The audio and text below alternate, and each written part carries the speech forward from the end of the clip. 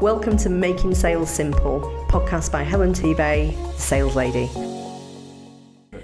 So I'm so excited to have this gentleman on the podcast, the one and only Mr. Rich Williams from SCG Solutions. Hello, Rich. How are you? Great. Thanks for having me. This is very exciting. Yeah. So the whole series of this podcast is all about simplifying sales. And I know you've had such an amazing sales experience. Every time we've spoken about something that you've been involved in the past. And one of the things that came up a lot in coaching for my clients recently was the resilience to keep going. You know, when they hear no quite a few times, they think that there's a problem. It's a sign that we should just give up, that we should stop, the offer's not right. They're not cut out for it. And so that resilience piece is super important in sales. And I know you've had a ton of experience with that. So why don't you just tell our listeners a little bit about your sales journey and what you're up to now? Yeah, cool. Yeah, thanks for having me. Firstly, this is really nice to see, and also nice to see your journey from doing this. And I think kind of coming back, you mentioned the word resiliency, and I think that really stems back to my days. I wasn't a born sales guy. I kind of ran little entrepreneurial stuff. My dad bought yogurts back, and I sold it in the school playgrounds and stuff like that. And maybe I bought the odd box of cigarettes back from Spain and sold those to my mum's despair. But I think so that there was always that entrepreneurialism in me. But I think from a sales side of it came. I went to Loughborough University, and a guy walked into a lecture hall and said, "Do you want to go to America and start do door-to-door sales?" I was like, God. I don't really want to do door-to-door sales, but I'd love to go to America. And he said, what was the pull, the door-to-door sales or America? It was just when anyone want to earn $8,000, go to America and get a great CV, and I didn't have any of those. So I was like, you know what, I'll do that. And then he said door-to-door sales. I was like, okay, great. What is that? Yeah. I'd never even seen it. Obviously, it's not big in the UK from that. So what is door-to-door sales, just for the audience? So a door-to-door sales in mind was I sold educational books and software door-to-door. I've done it in Nashville, Tennessee. I've done it in Indianapolis. I've done it in Portland, Oregon. I've done it in Seattle, Washington. Less glamorous place, I've also done it in the UK, in York and Bristol. And then the quite cool one, I've done door-to-door sales in Australia, in Melbourne. Yeah. So can you see why I really wanted you to come on this podcast? Because to be able to do that and even hear that sales pitch from the lecturer going, who wants to do this and get this amazing thing, you still had to have some sort of courage, resilience, drive, backing yourself to say yes to any of that. So talk to us a bit about that. Massively. And most people say, you're doing what? Where? How? Like all of my mates worked in a pub. Yeah. They worked in Halfords. They did that sort of stuff. That's what the normal 18-year-old guy does. They go to university, come back for the summer job, stand in the same bar, go to Malia and Magaluf during the summer, and that was probably what I would have done. I think I was working at Wilkinson's at the time, and until that person said there's another way, and then through the whole process of doing that. So I think he told me about it in October. We had to pay for our own visa, so it's probably about £500-600 for a work travel visa to go to America. We had to pay for our own flights. My mum works at a pizza counter. My dad was a truck driver. They didn't have £1,000-2,000 to do this for me. So I earned the money to do it, paid my own way there, to then do a sales school. And it's quite a prominent sales school. There's probably when I did it, there's about 1,000 students across the world who came to Nashville, Tennessee to do this.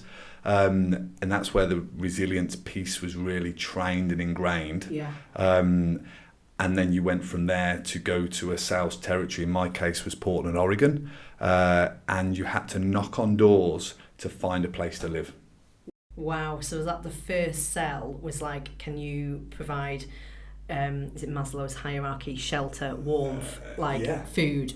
Yeah, Wi-Fi. And you can probably imagine when my mum was told that, so you don't have a place for him to live, and he's going to Portland, Oregon, that he's never been, and that was part of it. And that was almost coming back to the whole piece where we're talking about resiliency. It was that element of just uber confidence that you can do this because 150,000 people have done this for the last 150 years before. Yeah. So it almost felt like, well, you're no better than me, Yeah. so I can do this. Yeah. And I think that is probably something that we'll kind of stress about today and touch on, is that if you can do it, I can do it.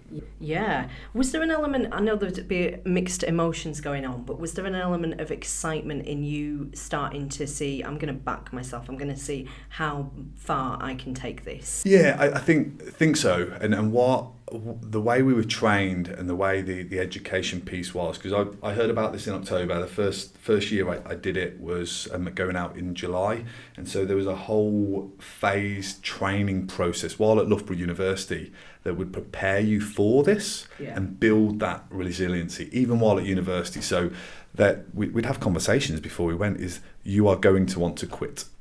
You are going to want to quit. Yeah.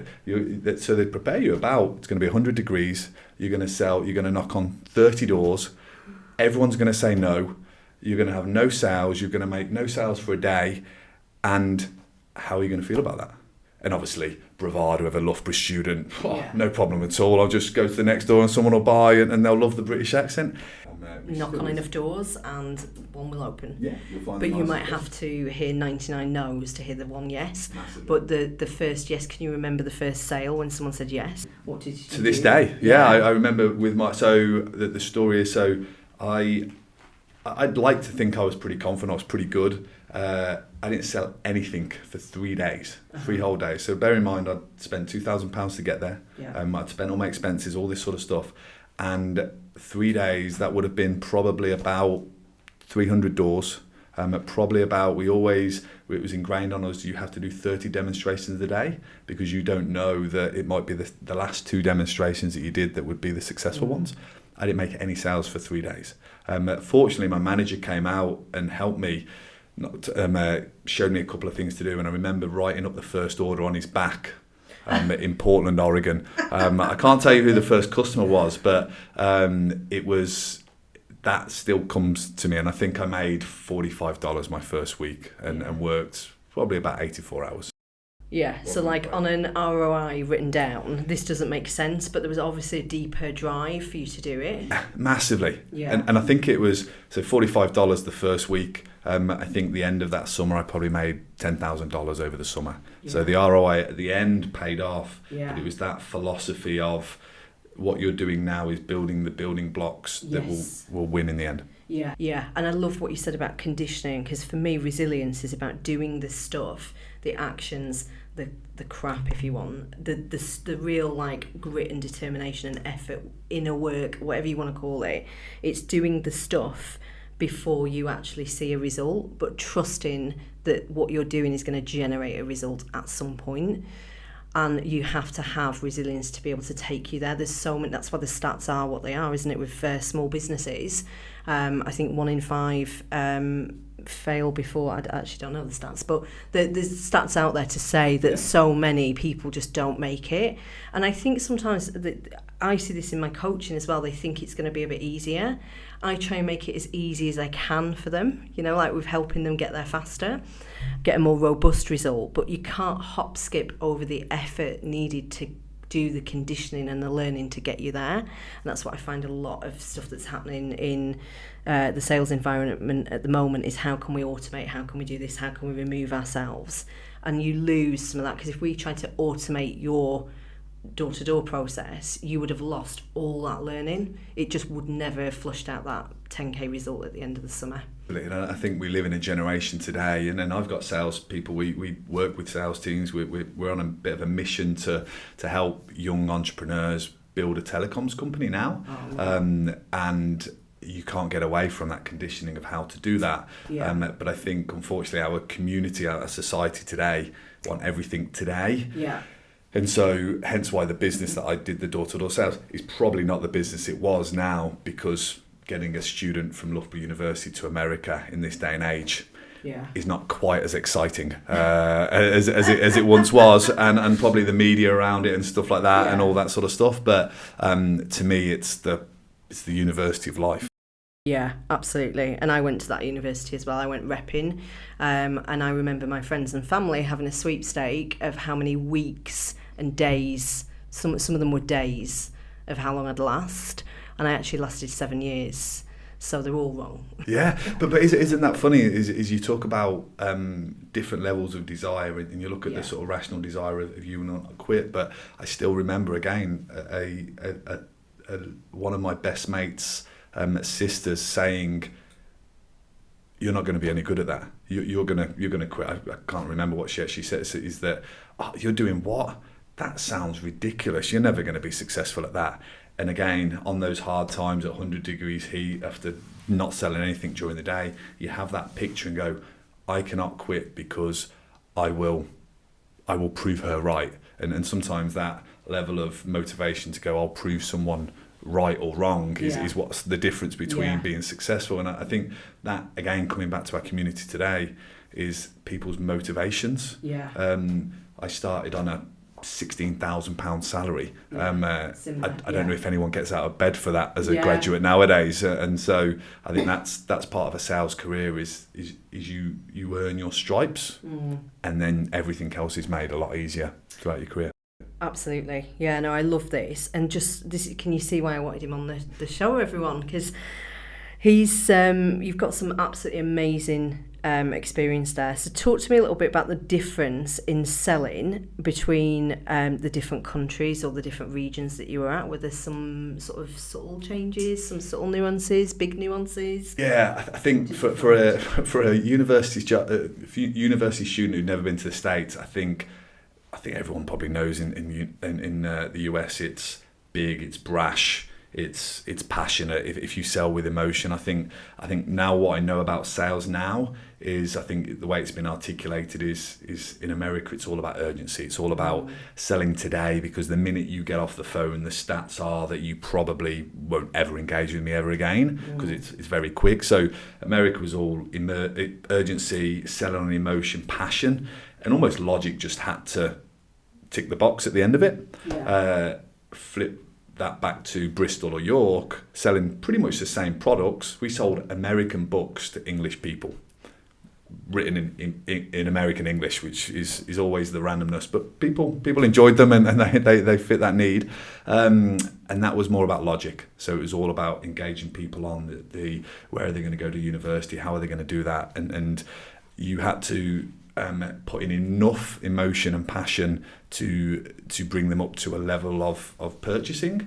But the minute you were too passionate, too energetic, they'd be like, "Who's that random guy knocking on my door being super American?" It just didn't really work. And so I think the successful students who did it in the UK, and I see it now even telecoms, is I see it in high pressure sales environments. There's companies within telecoms who try and close people on the day, and you hear about that experience, and you're like, "Oh, those are those guys."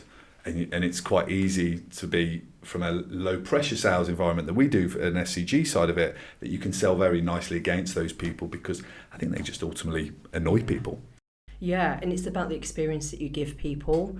I think if there's unnecessary thinking going on, we can clear it up in a initial conversation. If people want to go and think about it, I would say to my clients, it's not really going to help them, because they don't need more thought. That over confuses people. They need more. They don't need time. Time's not going to help them, but they need more information, and they need to create that open space to be able to have that conversation, to look, it doesn't matter about the outcome, just take that off the table. Talk to me about what's coming up for you. What are you thinking about moving forward on this? What are you thinking about not doing? Where does it sit? Where your thoughts at with it, basically, and encouraging people to just have that conversation. You need a certain level of resilience in sales anyway, because you are by proxy just going to hear no a lot. Sure. You just are. But the yeses are so much sweeter. Like you say, you can remember your first yes. I think I can just about remember mine. And in every job, I kind of remember that feeling of winning that first purchase order. It became a bit like oxygen for me. I needed it every day. So having a look at resilience, then, if you had to summarize like your top tips, how do we start getting a little bit more resilient in our sales conversations? I think in our sales conversation, so I think if I drill it back to almost before the conversations, I think it's that element of the appreciation of how many times you're going to be unsuccessful. Yeah. Because I think if you go into anything thinking that you're going to sell to everyone, so I think even after 20 years of a sales career, my closing percentage in telecoms is probably 29%. I know it's almost the decimal, if you like, because I also understand that I'm not going to sell 71% of people. And I know that, so I'm absolutely fine with that. And so you've made peace with that almost. So therefore, I understand what that number is, and I'm always trying to improve it. But I also know that if I propose £10,000, I'm only ever, if I'm at the max of my ability, going to close 2,900. That's just the numbers, and so if you go into it with an understanding of what that looks like, and if I'm coaching my younger team members now, actually I'd be looking at 10%. Yeah. And so at the end of the day, guys, you're going to get no's, you're going to get 90% maybes. And understand that you don't get paid on maybes. And I think that's one thing that I learned very early on with resiliency is it's absolutely fine to get a no, because it's the maybes that kill you. Yeah. It's the indecision, and that's what I was referring to before. We don't explore that. We think that's too pushy, delving into people's thoughts, maybe a bit rude, a bit like a step too far. But it's in that relationships are built, because you can just help someone get to a decision. So I had a sales call the other week, and the woman got on the call and said, look, I've had to think about it. This is probably not the result you're wanting to hear, but it's going to be a no. And I said, I don't mind what result it is. My main concern is that you've told me this has kept you awake for about 6 months and nobody has offered you a conversation to fix it. So I'm offering you the vessel of the sales call is to have a conversation to get you to a decision, and one that you love and one that you feel really happy with, that you don't feel forced with. So yeah, the fact that you've done that and it almost felt like euphoric, like a win, because it was a win. It wasn't a win as in cash in my bank, but it was a win as in I've helped that person get to that point. That's what sales is all about. It's just helping people make decisions, ones that they love, helping them through a process. It's all about serving, and that for me, it builds my resilience, because it doesn't matter almost of the outcome. It's almost irrelevant. It's more about the experience you give people on the way to getting to that decision, knowing that you are going to hear quite a few no's, but you are going to hear some yeses, and they're going to be so sweet. And you mentioned it before, is sales being a somewhat dirty word. And I think when you go into that mentality of almost being a doctor, no one calls a doctor being naughty or this, that and the other, is whereas salespeople are naughty people because they ask for a yes or a no. And I think if you go in that mind of, I think I heard previously, you can't be nervous when your mind is on service. And so great phrase. I can't claim that. You can't be nervous when your mind is on service. I love it. But that's very that's Americanisms of me coming out. I've got plenty where that came from. But I think that the fundamentals of it is with that, Helen, is that I think the minute you are trying to sell anyone something that they either do or don't want is the wrong mentality. I take some of my best calls recently in telecoms, which is obviously is sort of renowned for naughtiness, is those people to say, Helen, you're on the best deal. Great, move on to benchmarking something else because you're on the best deal. The great thing is I know that 90% of the UK aren't on the best deal, so can I have a conversation with those guys? And can you actually refer me to someone else who you think isn't probably on the best deal? You've got a great deal because you've been a good negotiator, but can you refer me to the next person? And I think that actually gets me some of the most referrals I ever get from being that nice guy, taking the no, not pressuring the yes, all of that sort of stuff. Because there's again, I need to do better with my stats because I can't remember what they are, but I know there's so many people would be willing to give a referral after they've worked with someone, yet the salesperson never asks, or the person who is discharging the work, they never ask for it. So there's more people out there willing to give one than are asking for them. So automatically you can just become more visible without spending any more money on marketing. Don't come from me, marketers, but like you can just be really efficient with this. So yeah, that's a really good tip. So what I took from what you'd said, appreciate the landscape. Not everyone's going to say yes you are going to hear more no's, and that's not a problem. I think we think it's a problem, like something has gone wrong when that happens. The more sales calls that you have, if you just increase the amount of calls you're having, you're by proxy going to hear more no's, but you're also going to hear more yeses. And just really value the purpose of the discussion, the call, the visit, whatever it is that you're doing, whatever mechanism, for what it's there to do, which is not to sell at people, it's to be in service, it's to help people make decisions. And once you learn how to get the yeses, can you do more to like make it more consistent or increase that percentage a little bit? And that's what you would say has built your resilience, and that's the whole mindset piece before the actual sale starts. Yeah, I think that, and I think that. Probably when you've gone through that sort of list there, I think I'd probably end it with start with the end in mind. Yes. And so I'm of the age where this is going to be what I'm going to do, and I'm going to hand this to my kids, and so my pipeline is now with a 20-year idea in. And I know, Helen, you're going to be speaking to sales individuals who don't have 20 years to prove themselves and stuff like that. But I think there's also that element of that if managers can get people to think with the end in mind, so is encouraging people to think that you're going to be here for 1, 2, 3, 4 years. That pipeline is going to serve you for 1, 2, 3, 4 years. Yeah. And if you think like that, you treat people with a service mentality as opposed to just a number. Just churning through the list, just making calls. The KPI becomes the target. You're like, oh, I've done my KPI, so where's the sales at? It's just becomes, instead of like transactional selling, it becomes more purposeful.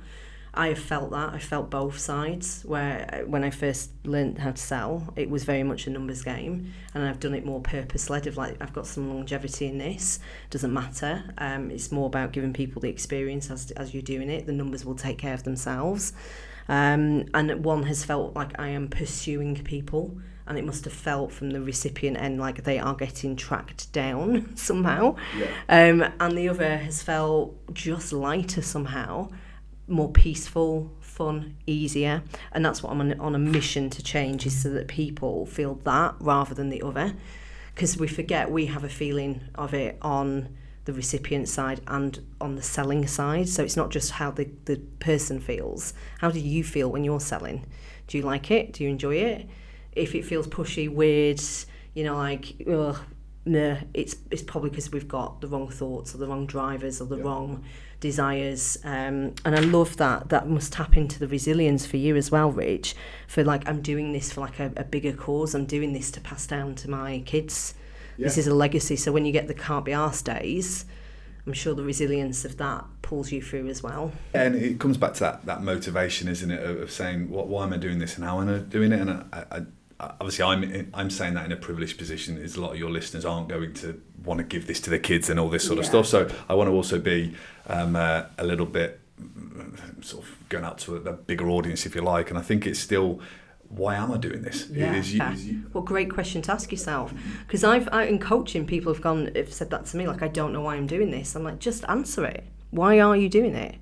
And it's amazing what people tap into, that deeper motivation. So every time you get I don't know if I can do this, I can't be asked, I've just heard like 3 no's, tap into that thought, into that feeling, and that creates the resilience as well to keep going. We're quite fortunate. So at SCG together are effectively our telecoms provider. So they're a £200 million organisation that provide all the billing, all of the customer service, and all of that side of things. So if you wanted to come into the telecoms industry, all of that stuff would probably be about 100,000 set up.